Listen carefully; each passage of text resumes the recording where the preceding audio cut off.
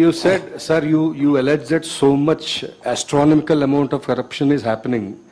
So how do you think it can be stopped from happening? You should say. You are the journalist, you have the pen. No, we write what they say and what you write. But practically, how do you think it can be stopped? You have all the tender documents in place. None of these things are spoken out of the air. Everything has got evidence, everything is properly documented. Whatever I've spoken about has got documented evidence. I think all those documents are available, and you being a journalist should take it up and make it a national issue. What about those companies indulging in these tenders and contracts? Do you think they will react? ఎంత చేసినా అంతే. ఇప్పుడు ఏం చేయగలుగుతాం? ఏం చేయగలిగే ప్రస్తుతానికైతే ఏం చేయలేము. మనం వచ్చిన తర్వాతనే ఎంక్వైరీలు ఏదైనా చేయగలుగుతాం, అంతే కదా. ప్రస్తుతానికి ఏం చేయగలుగుతాం? విలేకరుల సమావేశం పెడతాం, విలేకరుల ద్వారా మీ ద్వారా రాష్ట్ర ప్రజలకు చెప్పే కార్యక్రమం చేస్తాం. మీరు ఎంక్వైరీ చేసి మీరు కూడా మీ పత్రికల్లో రాయండి, మీరు కూడా మీ పేపర్లలోనూ మీ టీవీలలో చూపించండి అని చెప్పి చెప్పగలుగుతాం. కానీ మేనేజ్మెంట్లు ఆంధ్రప్రదేశ్లో అయితే ఆల్రెడీ కుమ్మక్కై ఉన్నాయి, వీళ్ళంతా కూడా కలిసికట్టుగా ఉన్నారు. సో ఇంకా నేషనల్ మీడియా ఏదైనా అవకాశం ఉంటే వాళ్ళకు ఏదైనా చెప్పగలిగింది చెప్తాము.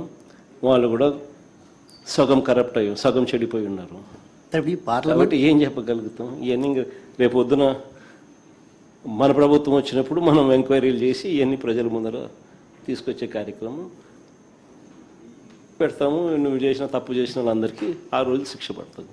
ఇప్పుడు పార్లమెంట్ సమావేశాల్లో కూడా ఈ చట్టబద్ధ అంశానికి సంబంధించి తీర్మానం చేయబోతున్నారు అనేది ఒకటి చెప్తా ఉన్నారు కదా సార్.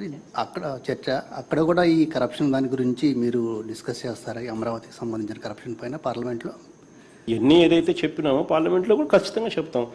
సాధ్యం ఒకటే ఒకటి రమేష్ గుర్తుపెట్టుకోండి, ఎక్కడ కూడా నేను మళ్ళీ చెప్తా ఉన్నాను, నోబడీ ఈజ్ అగెయిన్స్ట్. అమరావతికి వ్యతిరేకంగా ఎవరు లేరు. బట్ సాధ్యం కానిది సాధ్యం కాదని తెలిసి ఇంత డబ్బులు పెట్టడం ఇంపాసిబుల్ అని చెప్పి తెలిసి 2 లక్షల కోట్ల రూపాయలు ఏంది స్వామి? రోడ్ల కోసము, కరెంటు కోసము, డ్రైనేజీల కోసము, బేసిక్ ఇన్ఫ్రాస్ట్రక్చర్ కోసం పెట్టడం ఏంది? ఆల్రెడీ ఈ బేసిక్ ఇన్ఫ్రాస్ట్రక్చర్ ఉన్న ప్రదేశాన్ని అంతా పక్కన పెట్టడం ఏంది?